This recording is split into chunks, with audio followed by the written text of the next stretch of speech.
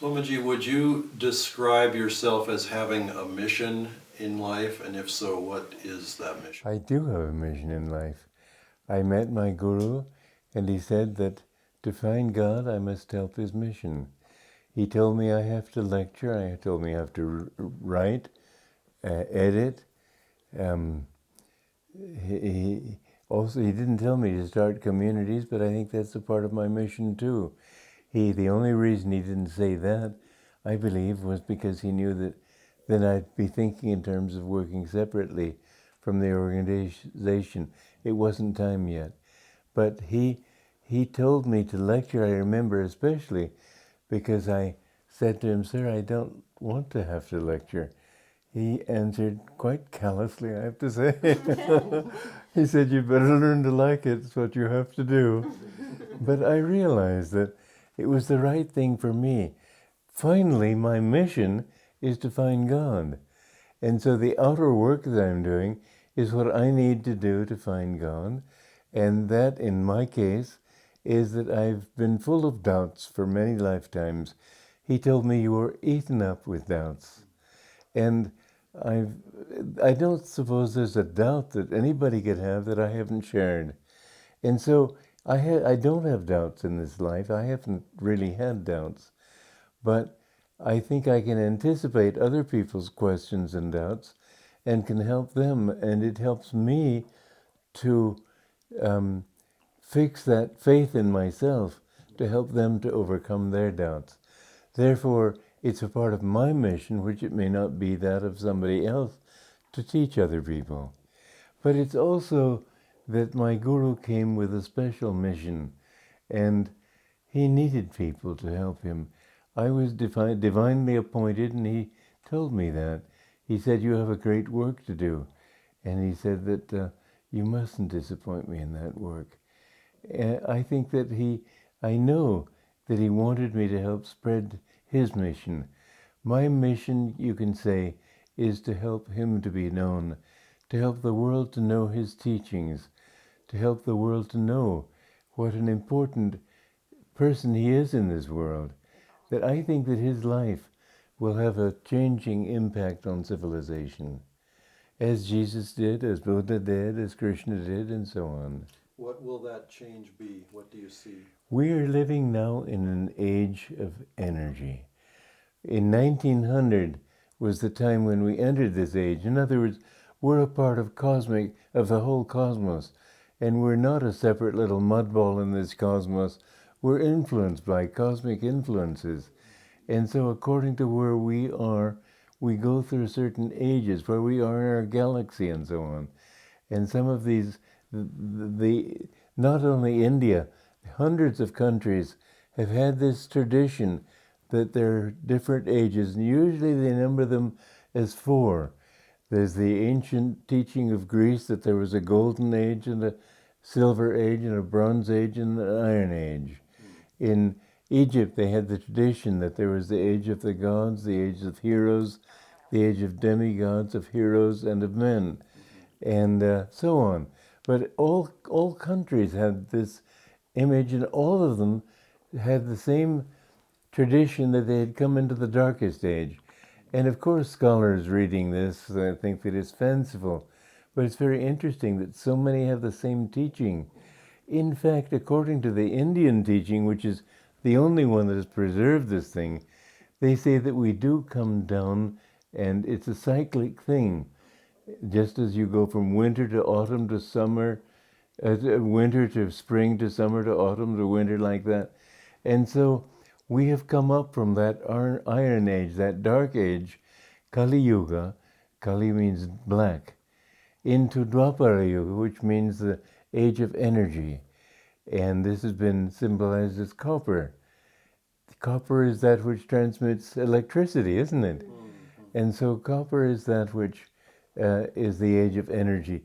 In this age, people will be able to travel to distant places, distant planets in the universe, and who knows if we'll demolish completely the delusion of space.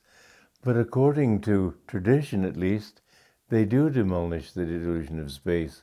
If they do, that means that the most distant galaxy is no farther away from me than my own hands, because space doesn't exist. Where there is space, there's the possibility of movement. Where there's movement, there's time. But in this age, we demolish that delusion of space. To what extent, I don't know. But to a large extent, yes. So, in this age, which began in 1900, the whole view of the future will be in terms of energy. Now people are less dogmatic. They'll begin to see things, truth, for example. They won't feel that they have to define truth in dogmatic terms. Truth is this. It's a fluid thing. It's more of this and less of that. And so our understanding of the future will be completely different. Therefore, our politics will be different. Our approach to life will be different. Everything will be a matter of relativity toward something more. And in these ways, I think of Yogananda as the avatar or the divine incarnation for this Dwapara Yuga, to initiate into the world this new way of thinking, to make it easier for people to adjust to this new way of thinking. And I think that now we're at that point where the tension between the old ways and the new ways is reaching the point where it will become violent. It will become an eruption. It'll be a war and clashes and so on. We can't. That'll be the metaphysical reason for the suffering that I see in our future. With warfare, I don't think wars are over, and depression and so on. There have been several saints, Padre Pio in Italy, others, Master even, spoke of 3 days of darkness. What will those 3 days, and how will they be? Well, would it be some planet that hit, some comet that hits the Earth so hard that it stops it from moving for a while, and then the internal movement gradually takes over and the Earth begins spinning? Will 3 days of darkness on this side of the Earth mean 3 days of light on the other side of the Earth? I don't know. I can only think about it, but it is intriguing. At any rate, we're coming into an age where there will be peace and harmony. And one of the most important things for this new age is these communities that I myself have started. And you asked me about any mission that I have. Certainly a large part of that mission has been to bring into outward manifestation what the world was not ready for when he was alive. He talked about it. He said that I am sowing my thoughts in the ether and thy words shall not die. And he spoke with great power. But I know that the president of his organization, I said to her once, when are we going to start these communities? She said, frankly, I'm not interested. Well, that's what he wanted, and I have done that.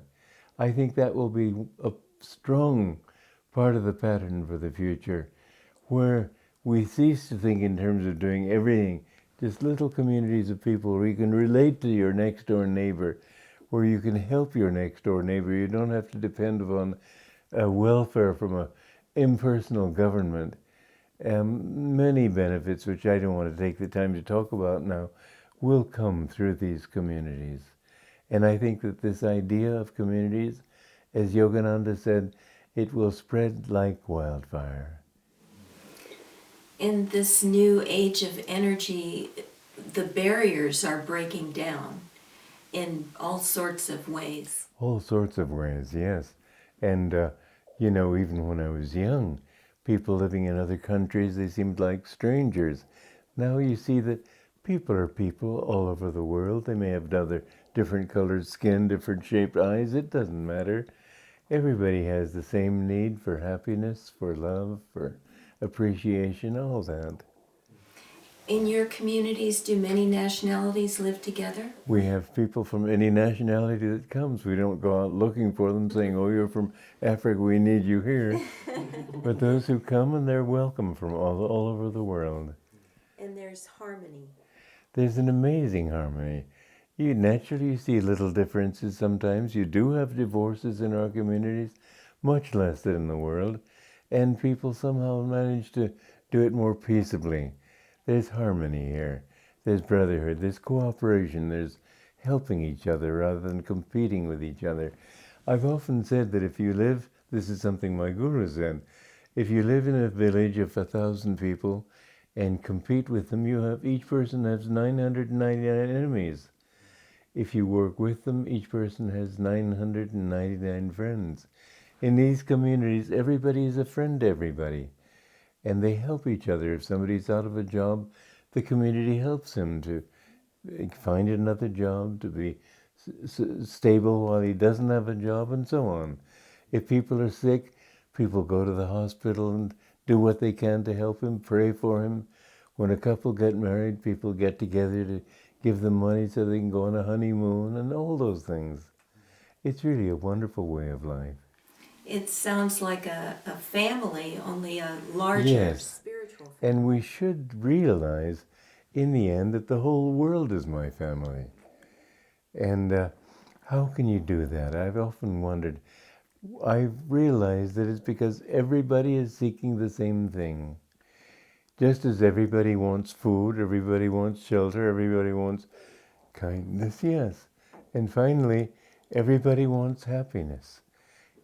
Everyone in the world, he may be the worst mafioso, he wants happiness. And finally, if you understand that in the highest octave, everybody is seeking bliss.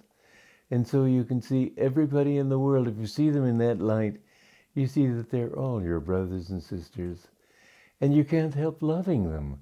This is the beautiful thing, because you see perfect strangers in the streets, and you see that underneath their competitive urge to get this from the other person and get that and so on, underneath it all, there's a simple, innocent desire for joy.